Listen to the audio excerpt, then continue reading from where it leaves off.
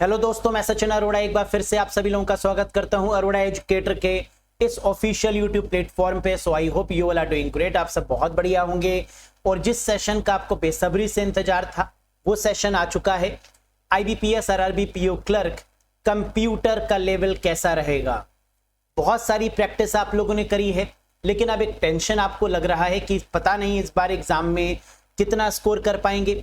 40 में से 40 क्वेश्चन करने की पूरी ताकत आप रखते हैं, लेकिन एक रिवीजन हो जाए अच्छी तरीके से, एक बढ़िया पूरा शेड्यूल आपको पता चल जाए कि डेली हमें प्रैक्टिस करनी है और 40 क्वेश्चंस की प्रैक्टिस करनी है, लेकिन आईबीपीएस आरआरबी पीओ क्लर्क के लेटेस्ट पैटर्न पर बेस्ड, जो कि करंट पैटर्न है, क्योंकि एग्जाम में क्वेश्चंस का लेवल बदल चुका है। अब पुराने तरीके के क्वेश्चंस तो आते नहीं, तो अब आपको लेटेस्ट पैटर्न पर ही तैयारी करनी है और आज है इसका डे 1। आइए देखते हैं कि आउट ऑफ 40 आप कितना स्कोर कर पाते हैं। Have a look guys. साथ ही साथ वो कैंडिडेट्स जो कि आईबीपीएस आरआरबी पीओ क्लर्क के लिए एक कंप्यूटर कोर्स लेना चाहते हैं और चाहते हैं कि कंप्यूटर सब्जेक्ट को बढ़िया तरीके से कवर करें, बिल्कुल भी रिस्क ना लें, क्योंकि जीए तो वैसे भी डामाडोल हो सकता है, जीए का लेवल तो वैसे भी टफ आ सकता है, इंग्लिश और हिंदी का भरोसा नहीं। तो कंप्यूटर सब्जेक्ट ही एकमात्र ऐसा सब्जेक्ट है जो आपको full out of full score करवाएगा यहाँ पर और मैक्सिमम कट ऑफ की रेंज तक आपको पहुंचाएगा। फुल कंप्यूटर कोर्स जहां पर कॉन्सेप्ट, एमसीक्यू, पीडीएफ, थ्योरी और मॉक टेस्ट ये सब आपको टॉपिक वाइज देखने को मिलेगा। 15 मार्च से यहां पर ये कोर्स स्टार्ट हुआ था, जो अब कंप्लीट हो चुका है। तो ये कंप्लीट कोर्स आपको रिकॉर्डेड फॉर्मेट में मिल जाएगा, जहां एक दिन में आप 3-3, 4-4 वीडियोस को देखिए। टोटल 55 आवर्स का कोर्स है, जो कि आप बहुत आसानी से एग्जाम तक कवर कर सकते हैं। 12 मंथ्स की इसकी वैलिडिटी आपको मिलेगी। ज्वाइन करने के लिए अरोड़ा एजुकेटर एप्लीकेशन को इंस्टॉल करिएगा गूगल प्ले स्टोर या iOS स्टोर की मदद से और फिर इस कोर्स से आप कनेक्ट कर पाएंगे। क्या इसके अलावा भी आपको कुछ पढ़ने की रिक्वायरमेंट है या कोर्स सफिशिएंट है? तो जी हाँ, ये कोर्स आपका सफिशिएंट है full out of full score करने के लिए। इसके अलावा कोई दूसरी बुक, कोई दूसरी पीडीएफ या दूसरा मॉक टेस्ट करने की रिक्वायरमेंट नहीं है। तो दिस कोर्स इज सफिशिएंट।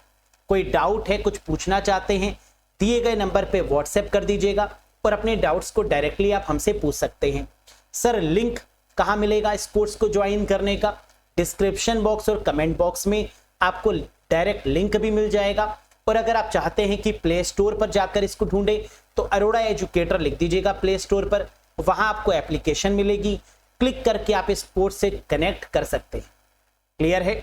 चलिए, आज के सेशन का पहला क्वेश्चन और पेपर ऐसा ही रहेगा, सेम टू सेम। यहां अगर आप अच्छा स्कोर करेंगे तो एग्जाम में भी अच्छा स्कोर करेंगे। सेम टू सेम क्वेश्चन का लेवल आपको एग्जाम में देखने को मिलेगा। करीब under which tab in MS word dash bibliography option is available. MS Word में किस टैब के अंतर्गत, उस टैब का नाम आपको बताना है। ग्रंथ सूची विकल्प उपलब्ध है। बिब्लियोग्राफी या सिटेशन जैसे ऑप्शंस आपको एमएस वर्ड में कहां देखने को मिलते हैं? इंसर्ट, फाइल, रिव्यू, व्यू या रेफरेंसेस? बिल्कुल, and the correct answer is references. References के टैब में आपको इंसर्ट, सिटेशन और बिब्लियोग्राफी चीजें देखने को मिल जाती हैं, जिसकी मदद से आप एक बुक को पब्लिश करते हैं, एक मैगजीन बना सकते हैं, न्यूज़पेपर बना सकते हैं। तो with the help of which tab? References.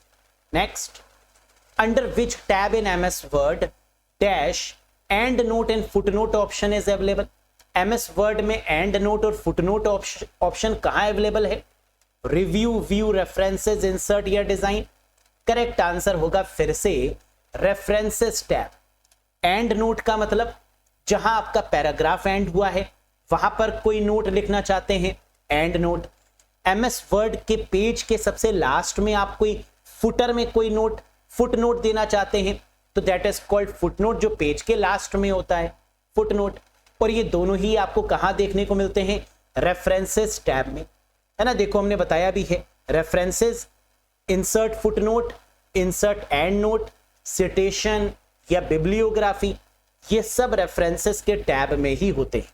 Next, which shortcut key is used in MS Word to delete one word to the right.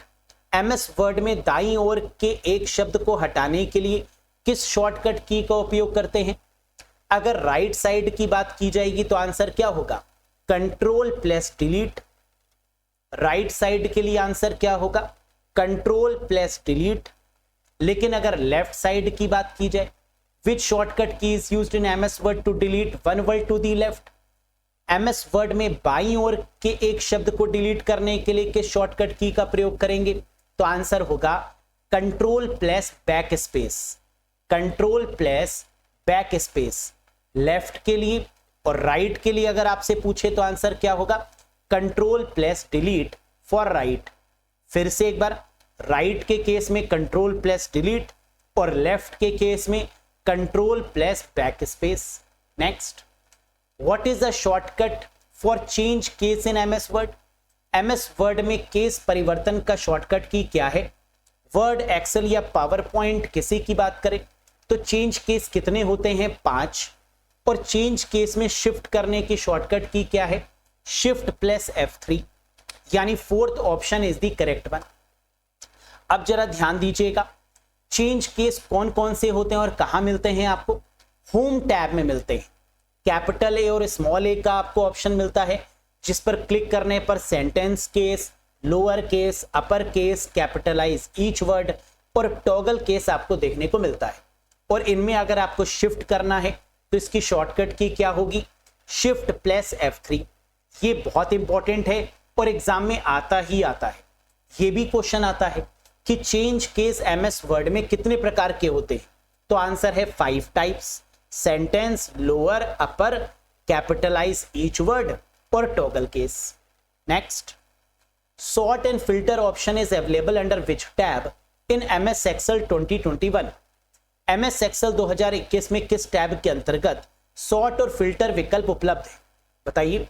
Sort and filter जो ऑप्शन है ये बहुत फेमस ऑप्शन है एमएस एक्सेल के, और इन options का use हमें मिलता है कहां पर? डेटा टैब के अंदर, जिसके द्वारा हम sorting, ascending order, descending order या फिल्टर कर सकते हैं रोज एंड कॉलम्स को। तो that is available under data tab. तो एमएस एक्सेल जब आप ओपन करेंगे, डेटा टैब पर क्लिक करेंगे तो आपको सॉर्ट एंड फिल्टर का ऑप्शन देखने को मिल जाएगा। Clear? Next, which shortcut key is used in MS Excel 365 to hide the selected row? MS Excel 365 में चयनित पंक्तियों को छिपाने के लिए किस शॉर्टकट की का प्रयोग करते हैं? अगर हमें रोज को छिपाना है तो क्या होगा? कंट्रोल 9 होगा। Control plus 9 is used to hide the selected row.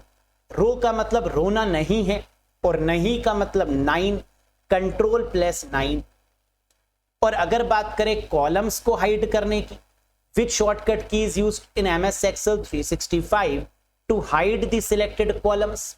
MS Excel 365 में चयनित कॉलम को छिपाने के लिए किस शॉर्टकट की का प्रयोग करते हैं? तो आंसर होगा कंट्रोल प्लस 0। कंट्रोल 0 की मदद से कॉलम्स को हाइड कर देते हैं और कंट्रोल प्लस 9 की मदद से रोज को हाइड करते हैं। तो इन दोनों में से एक क्वेश्चन जरूर आता है एग्जाम में, इसको याद रखिएगा। Next, which shortcut key is used in MS power point for presenter view? बताइए। एमएस पावर पॉइंट में प्रस्तुतकर्ता यानी प्रेजेंटर व्यू के लिए किस शॉर्टकट की का प्रयोग करते हैं? प्रेजेंटर व्यू क्या होता है? जिसकी मदद से आप आगे वाली स्लाइड को देख सकते हैं, नोट के ऑप्शन को देख सकते हैं, that is called the presenter view. पर इसकी शॉर्टकट की क्या होगी? Alt plus F5। F5 की मदद से आप क्या करते हैं? स्लाइड शो को बिगिनिंग से शुरू करते हैं, from the beginning. Shift F5 की मदद से आप करंट स्लाइड से स्लाइड शो को शुरू कर सकते हैं। और ऑल्ट F5 की मदद से हम क्या करते हैं? प्रेजेंटर व्यू में स्लाइड शो को देख सकते हैं। जबकि एस्केप की मदद से हम स्लाइड शो को बंद कर सकते हैं बाय एस्केप। क्लियर है? Very good. Next, which view in MS PowerPoint help you to manage a document structure and headings without getting lost in the text? बताइए। एमएस पावर पॉइंट में कौन सा दृश्य आपको पाठ में खोए बिना दस्तावेज की संरचना और शीर्षक को प्रबंधित करने में मदद करता है? अगर कभी भी पावर पॉइंट में आपसे डॉक्यूमेंट के स्ट्रक्चर की बात करें या हेडिंग्स की बात करें तो आंसर क्या होगा? Outline view. MS PowerPoint में व्यू टैब पर क्लिक करने पर आपको एक ऑप्शन मिलता है आउटलाइन व्यू। टोटल व्यूज आपको 8 मिलते हैं देखने के लिए, उसमें से एक व्यू होता है आउटलाइन व्यू, जिसका मेन काम क्या होता है?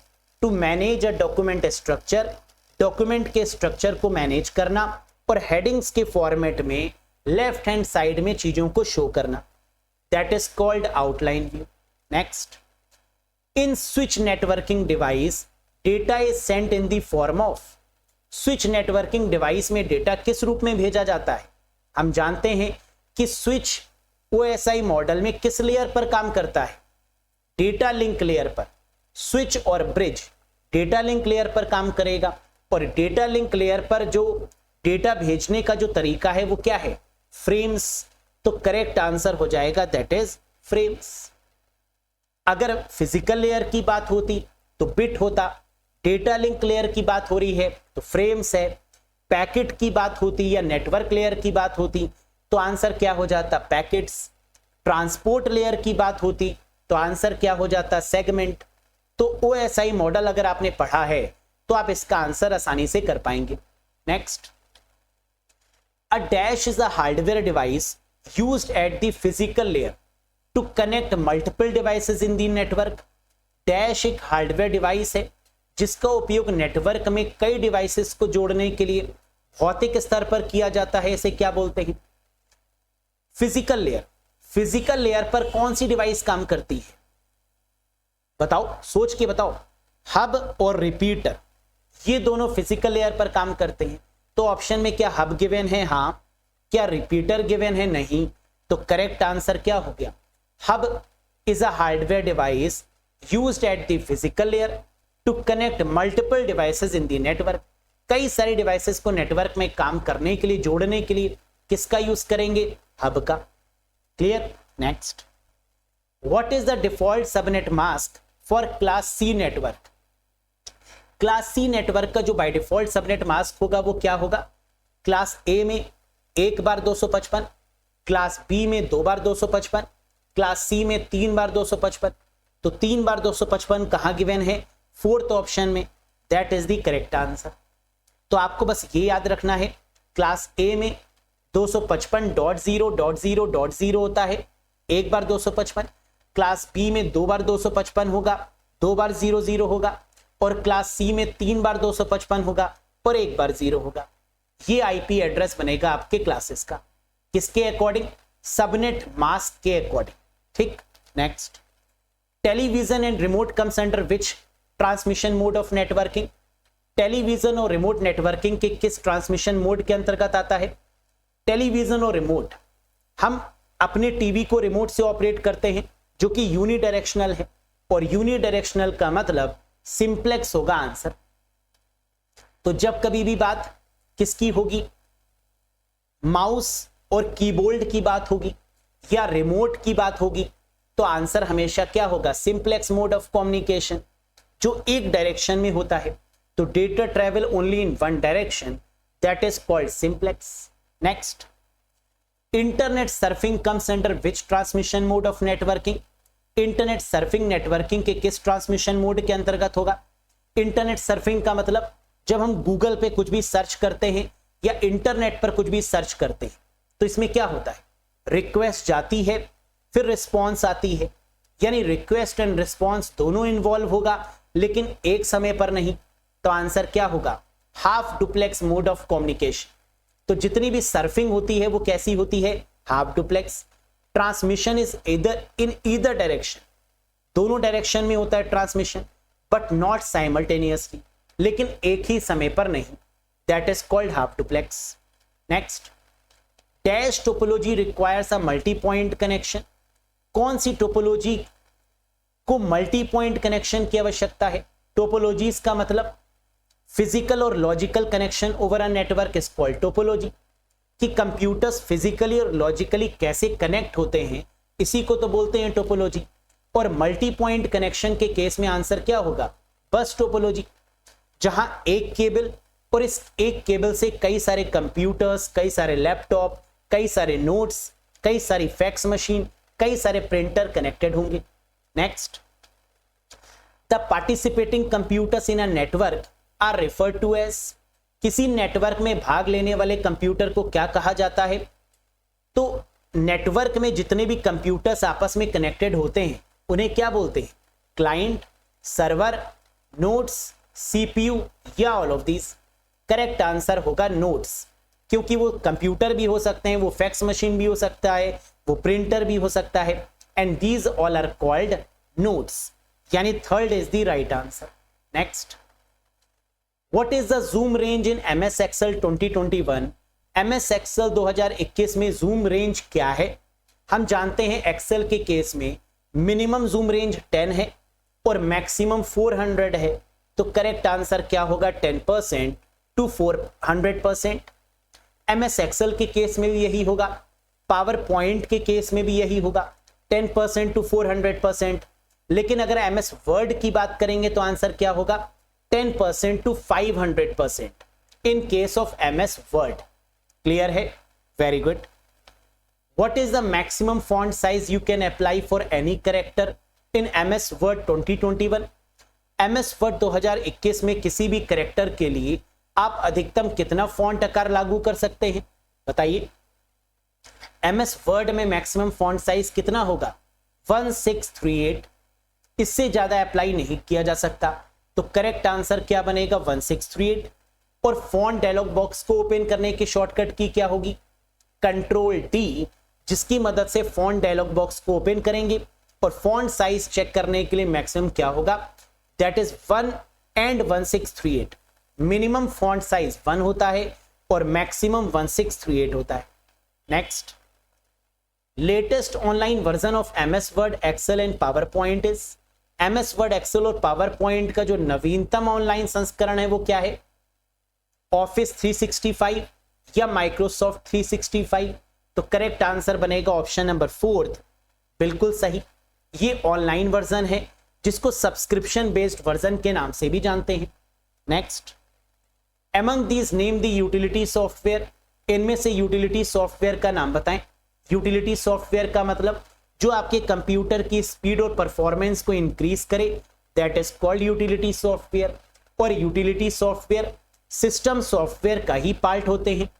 Antivirus, disk cleanup, disk defragmenter, ये सभी के सभी आपके कैसे हैं? यूटिलिटी सॉफ्टवेयर के एग्जांपल्स हैं। ये सभी आपके कंप्यूटर की परफॉर्मेंस को और स्पीड को इंक्रीज करते हैं, that is why these are called utility software. Next, software that is available for trial basis is called, परीक्षण के आधार पर उपलब्ध सॉफ्टवेयर को क्या कहा जाता है? हम लोग जानते हैं ट्रायल बेसिस पर यूज करने वाले सॉफ्टवेयर्स को शेयरवेयर के नाम से जानते हैं, तो करेक्ट आंसर क्या होगा? दीज आर कॉल्ड शेयरवेयर, जैसे एंटीवायरस, विनजिप या विनरैर जैसे software. Next, the first artificial intelligence programming language was called, पहली AI प्रोग्रामिंग भाषा कौन सी थी? हम जानते हैं कि सबसे पहली जो आर्टिफिशियल इंटेलिजेंस लैंग्वेज जिसकी मदद से रोबोट या चैटबॉट बनाए गए वो लैंग्वेज थी लिस्प, लिस्ट प्रोसेसिंग, यानी third option is the correct one. Lisp is considered as the first artificial intelligence based programming language. Next, Telegram founder, आप जानते हैं कि टेलीग्राम फाउंडर काफी चर्चा में है, क्यों? क्योंकि इनको अरेस्ट कर लिया गया है फ्रांस के द्वारा। तो Telegram founder dash who was arrested in France on charges of failing to curb illegal content on the application. आप जानते हैं कि टेलीग्राम पर काफी इलीगल कंटेंट होता है, जिसकी वजह से इनको क्या कर लिया गया? अरेस्ट कर लिया गया। तो आपको बताना है कि टेलीग्राम के संस्थापक कौन है, जिनको ऐप पर अवैध सामग्री पर अंकुश लगाने में विफल रहने के आरोप में फ्रांस में गिरफ्तार कर लिया गया। और आप जानते हैं ये है mister Pavel Durov. Mister Pavel Durov known as the founder of Telegram। Brian Acton और जैन कोयुम व्हाट्सएप के फाउंडर हैं। केविन सिस्ट्रोम और माइक क्रीगर इंस्टाग्राम के फाउंडर हैं। ये भी याद रखिएगा, व्हाट्सएप के founder Brian Acton, Jan Koum, Instagram के फाउंडर केविन सिस्ट्रोम और माइक क्रीगर, टेलीग्राम के founder Pavel Durov. In dash Pavel and Nikolai Durov founded the Telegram. अब टेलीग्राम को फाउंड किसने किया है? दो लोगों ने मिलकर, दोनों भाई हैं, पैवेल और निकोलाई ड्यूरोव. दीज आर दी ब्रदर्स जिन्होंने टेलीग्राम को फाउंड किया है मिलकर. तो अब आपको बताना है कि टेलीग्राम किस ईयर में फाउंड हुआ. डैश में पावेल और निकोलाई ड्यूरोव ने टेलीग्राम की स्थापना करी. बताइए, 2009 में 2009, 2011 में, 2016 में, 2013 में या 2003 में? करेक्ट आंसर होगा 2013 में. 2013 में टेलीग्राम बनाया गया पावेल ड्यूरोव और निकोलाई ड्यूरोव के द्वारा. याद रखिएगा, इंपॉर्टेंट क्वेश्चन है. The term internet of things was coined in 1999 by the computer scientist. ये IoT से भी क्वेश्चन एक जरूर आएगा. इंटरनेट ऑफ थिंग्स शब्द 1999 में कंप्यूटर वैज्ञानिक डैश द्वारा गढ़ा गया, केविन एस्टॉन के द्वारा. अब इंटरनेट ऑफ थिंग्स होता क्या है ये समझो. हर एक चीज को इंटरनेट से जोड़ना, चाहे वो वॉशिंग मशीन हो, रेफ्रिजरेटर हो, स्मार्ट वॉच हो, स्मार्टफोन हो, फैन हो, AC हो, लाइट हो, इन सबको जब हम इंटरनेट से जोड़ते हैं तो that is called internet of things. ये कॉन्सेप्ट कब लाया गया? 1999 में. और किसके द्वारा लाया गया? तो आंसर है केविन एस्टॉन के द्वारा, इन अंकल के द्वारा. नमस्ते केविन एस्टॉन जी, कैसे हैं आप? बढ़िया, ठीक. तो इनके द्वारा लाया गया ये concept IoT. Next, dash is the process of monitoring and capturing all the packets passing through a given network. Dash किसी दिए गए नेटवर्क से गुजरने वाले सभी पैकेटों की निगरानी और कैप्चरिंग की ये प्रक्रिया है. बताइए, इंटरनेट पर जो भी कुछ ट्रैवल होता है वो पैकेट्स ही हैं, और पैकेट्स पर निगरानी रखना, कंट्रोल रखना, that is called sniffing. Sniffing का मतलब पैकेट्स को जब हम मॉनिटर करते हैं, कैप्चर करते हैं इलीगल तरीके से, तो this attack is called sniffer attack and this process is called sniffing. Next, it is a cyber crime in which the attackers flood a server. यह एक प्रकार का साइबर अपराध है जिसमें हमलावर सर्वर में बाढ़ ला देता है. बाढ़ ला देने का मतलब सर्वर को इतनी रिक्वेस्ट करता है ताकि सर्वर हैंग हो जाए. जब हम सर्वर से कई रिक्वेस्ट करेंगे तो सर्वर को समझ में नहीं आएगा कि इसकी रिस्पॉन्स देनी है, कब देनी है, कैसे देनी है. और इस प्रोसेस को बोलते हैं हम लोग DDoS, distributed denial of service. और यहां पर बॉटनेट्स का यूज किया जाता है. लेकिन पूछ क्या रहा था? It is a cyber crime. उस क्राइम का नाम बताइए. तो that is called distributed denial of service, यानी fourth option is the correct one. Next, total number of characters that a cell can contain in MS Excel 2016 या 2019.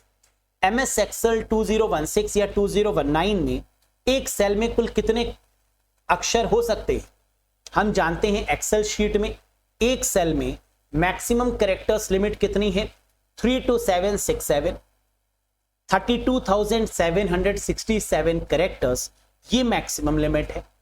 तो ये question तो आता ही आता है कि एक्सेल में number of characters in a cell कितने हो सकते हैं. आएगा ही आएगा ये question. 32,767, that is the correct answer. Next, shortcut की for find and replace dialog box. MS Word, Excel या पावर पॉइंट में फाइंड एंड रिप्लेस करने की जो शॉर्टकट की है वो क्या है? Ctrl+H for find and replace. Very good. Find जो करना है वो फाइंड वाले बॉक्स में, रिप्लेस जिससे करना है वो रिप्लेस वाले बॉक्स में, और फिर रिप्लेस ऑल दबाकर रिप्लेस कर देंगे. तो करेक्ट आंसर है Ctrl+H for find and replace. ये क्वेश्चन उल्टा भी पूछते हैं कि Ctrl+H का यूज MS वर्ड में क्यों करते हैं? तो आंसर क्या होगा? For find and replace. Next, in a presentation of PowerPoint, the special effect used to introduce slides are known as. PowerPoint की प्रस्तुति में स्लाइडों को पेश करने के लिए उपयोग किए जाने वाले विशेष प्रभावों को क्या बोलते हैं? स्लाइड्स कैसे आएंगी और कैसे जाएंगी, इसे कंट्रोल करने को क्या बोलते हैं? ट्रांजिशन. लेकिन अगर टेक्स्ट की बात की जाती कि टेक्स्ट या इमेजेस को कैसे कंट्रोल करते हैं, तो आंसर होता animation. Next, spelling and thesaurus option is present under which tab in MS PowerPoint 2021? MS PowerPoint 2021 में स्पेलिंग और thesaurus विकल्प किस टैब के अंदर मिलता है? रिव्यू टैब के अंदर। स्पेलिंग चेक करनी है या thesaurus के द्वारा एंटोनिम सिनोनिम्स चेक करने हैं तो ये कहां मिल जाएगा? रिव्यू टैब के अंतर्गत। देख सकते हैं रिव्यू टैब पर जैसे ही आप क्लिक करते हैं पावर पॉइंट में तो स्पेलिंग और thesaurus, smart lookup, translate, language, new comment, show comment जैसे ऑप्शंस आपको देखने को मिलते हैं। Next, the email standard limited the user name to dash characters and the domain name to dash characters. Email मानक ने उपयोगकर्ता नाम को डैश वर्णों और डोमेन नाम को डैश वर्णों तक सीमित कर दिया गया है। तो एक ईमेल आईडी में यूजर नेम कितने नंबर ऑफ कैरेक्टर्स का हो सकता है और डोमेन नेम कितने नंबर ऑफ कैरेक्टर्स का? यूजर नेम 64 कैरेक्टर्स का, डोमेन नेम 255 कैरेक्टर्स का, और एक बीच में कैरेक्टर होता है @ का, @ सिंबल का। तो आंसर क्या होगा? 64, 255 और बीच में एक 1, और टोटल लिमिट अगर पूछते तो आंसर क्या होता? 320 कैरेक्टर्स। एक ईमेल आईडी मैक्सिमम 320 कैरेक्टर्स की हो सकती है जिसमें यूजर नेम आपका 64 कैरेक्टर का, डोमेन नेम 255 कैरेक्टर का और एक कैरेक्टर का @ का जो सिंबल होता है बीच में वो होगा। ठीक, very good. Next, dash is a search engine of Microsoft. Very popular question. Dash Microsoft का एक सर्च इंजन है। Bing, AltaVista, Google, DuckDuckGo, none of these, या आता है बताएंगे नहीं? बिल्कुल सही and the correct answer is Bing. ये क्वेश्चन ऐसे भी पूछते हैं कि माइक्रोसॉफ्ट का सर्च इंजन क्या है? बिंग। बिंग किसका सर्च इंजन है? माइक्रोसॉफ्ट का। तो दोनों तरफ से आपको ये पता होना चाहिए कि माइक्रोसॉफ्ट का सर्च इंजन बिंग है और बिंग किसका है? माइक्रोसॉफ्ट का। कैसे भी पूछ सकते हैं एग्जाम में। Clear, very good. Under which tab is the watermark button available in MS Word 2016? MS Word 2016 की बात करें, 2019 की बात करें, 2021 की बात करें या MS Word 365 की बात करें, इन सभी केसेस में हम जानते हैं कि वाटरमार्क का ऑप्शन कहां मिलता है? डिजाइन टैब के अंदर। आपकी पार की नजर और Nirma super. The correct answer is design tab. Watermark, page colour और पेज बॉर्डर, ये तीनों चीजें आपको कहां मिलेंगी? डिजाइन टैब के अंतर्गत। Next, email work on the dash layer of OSI model. Email OSI model की किस परत पर काम करता है? हम जानते हैं कि ईमेल यूजर के सबसे करीब होता है और जो यूजर के सबसे करीब होगा वो OSI मॉडल के एप्लीकेशन लेयर यानी 7th लेयर पर काम करेगा। तो करेक्ट आंसर क्या बनेगा? Application layer is the correct answer. Physical layer आपकी कौन सी होती है? जिस पर केबल्स काम करती हैं, फिजिकल लेयर होगी। डेटा लिंक लेयर जिस पर मैक एड्रेस काम करता है। नेटवर्क लेयर जिस पर IP एड्रेस काम करता है। एप्लीकेशन लेयर जो कि 7th लेयर होती है जिसमें FTP, टेलनेट, HTTP जैसी प्रोटोकॉल्स काम करती हैं। और सेशन लेयर वो लेयर जो कि सेशन या टोकन को मैनेज करने में काम करती है, that is called session layer. Clear है? Next, Microsoft Word 2021 uses the dash font and dash point font size as the default setting। बताइए, MS Word 2021 में डिफॉल्ट सेटिंग्स के रूप में डैश फॉन्ट और डैश बिंदु फॉन्ट आकार का उपयोग करते हैं। तो लेटेस्ट वाले केस में MS Word में हम जानते हैं कि फॉन्ट साइज क्या होगा? 11 पॉइंट, और फॉन्ट का जो नाम होगा वो क्या होगा? फॉन्ट का जो फेस होगा वो क्या होगा? That is Calibri. तो Calibri font with 11 point is the correct answer for latest version. लेकिन 2007 से पहले वाले वर्जन के केस में क्या होगा? टाइम्स न्यू रोमन के साथ 12 पॉइंट। तो ओल्ड वर्जन के केस में times new Roman with 12 point और न्यू वर्जन के केस में Calibri font with 11 point. Next, what will be the output of function cell floor 5,2 in MS Excel 2021? बताइए, MS Excel 2021 में function cell बराबर floor 5,2 का output क्या होगा? Very easy, हम जानते हैं फ्लोर के केस में हमेशा वैल्यू क्या आती है? कम वाली आती है। तो 2 की टेबल पढ़ना शुरू करेंगे। 2 2 ज़ा 4, 2 3 ज़ा 6 तो ज्यादा हो गया 5 से, 2 2 ज़ा 4, तो करेक्ट आंसर क्या बनेगा? That is 4। समझ में आया? बाद वाले की टेबल पढ़ते, जैसे 5,2 लिखा है तो 2 की टेबल पढ़ेंगे किसमें? 5 में। डिविजिबल होनी चाहिए या कम होना चाहिए? तो 2 2 ज़ा 4, 2 3 ज़ा 6 तो ज्यादा हो गया, तो 2 2 ज़ा 4 ये होता है कम, तो आंसर क्या बनेगा? 4। लेकिन अगर यही क्वेश्चन सीलिंग के साथ में आ जाए, फ्लोर का जस्ट अपोजिट क्या होगा? सीलिंग। फ्लोर मतलब कम वाली वैल्यू, सीलिंग मतलब ज्यादा वाली वैल्यू, तो सीलिंग के केस में आंसर क्या होगा ये भी बताइए। What will be the output of the function cell ceiling 5,2 in MS Excel 2021?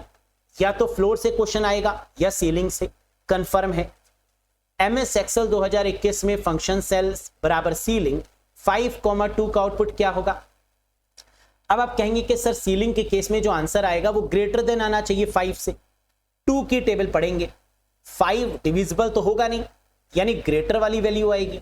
तो 2 2 ज़ा 4 ये तो कम है, 2 3 ज़ा 6 इज द हाईएस्ट वैल्यू, तो करेक्ट आंसर इज 6।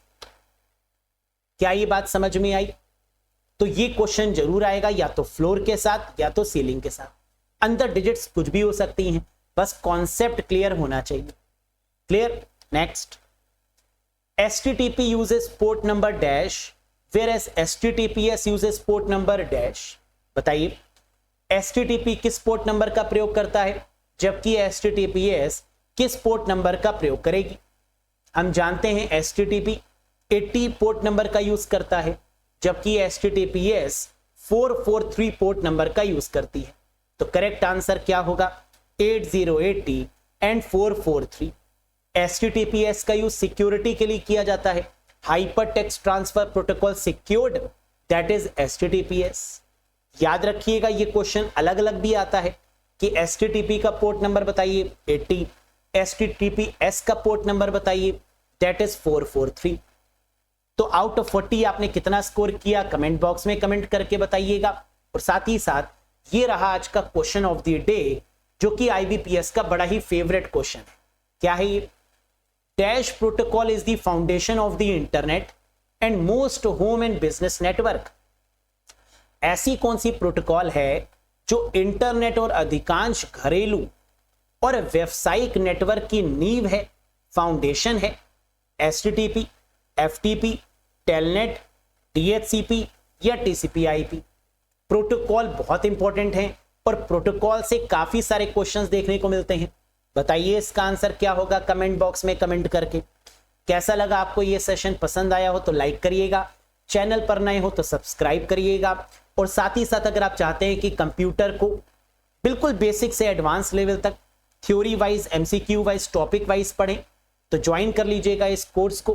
कोर्स से कनेक्ट करने के लिए अरोड़ा एजुकेटर एप्लीकेशन को इंस्टॉल करिएगा गूगल प्ले स्टोर या iOS स्टोर की मदद से। किसी भी कंफ्यूजन के रिगार्डिंग दिए गए नंबर पे व्हाट्सएप कर सकते हैं, लिंक आपको डिस्क्रिप्शन और कमेंट बॉक्स में भी मिल जाएगा। सेशन लगा कैसे? क्या कॉन्फिडेंस इंक्रीज हुआ? क्या रिवाइज हुई चीजें? और अगर हाँ तो एक बार कमेंट सेक्शन में लिख के बताइएगा कि सर कॉन्फिडेंस इंक्रीज हो रहा है। और ये सेशंस आपको काफी मदद करेंगे आपके एग्जाम तक कॉन्फिडेंस को गेन करने के लिए, ताकि कंप्यूटर जैसे सब्जेक्ट में आप 40 में 40 स्कोर कर पाए, 40 क्वेश्चन में से 40 क्वेश्चन सही कर पाए। यही आपका टारगेट होगा, ताकि अगर GA, इंग्लिश, हिंदी इनमें अगर आप कम स्कोर कर पाए तो कम से कम कंप्यूटर में ये स्कोर को मेंटेन कर पाए। और अक्सर होता यही है कि RRB में जिसने कंप्यूटर अच्छे से स्कोर किया वो सिलेक्शन ले लेगा, क्योंकि यहां सिर्फ कट ऑफ थोड़ी ना निकालनी है, कट ऑफ के आगे 20, 15, 20 नंबर भी तो बढ़ने हैं। और ये इंक्रीज आप कैसे कर पाएंगे? कंप्यूटर इसमें एक अहम भूमिका जरूर निभाएगा। तो मुझे बताइएगा, क्या ये सेशन आपको समझ में आया? क्या सारे के सारे क्वेश्चंस क्लियर हैं? बताइएगा जरूर। बहुत जल्द हाजिर होंगे एक नेक्स्ट सेशन के साथ, थोड़ा सा वेट कीजिए। Till then bye bye and take care. Thank you very much guys.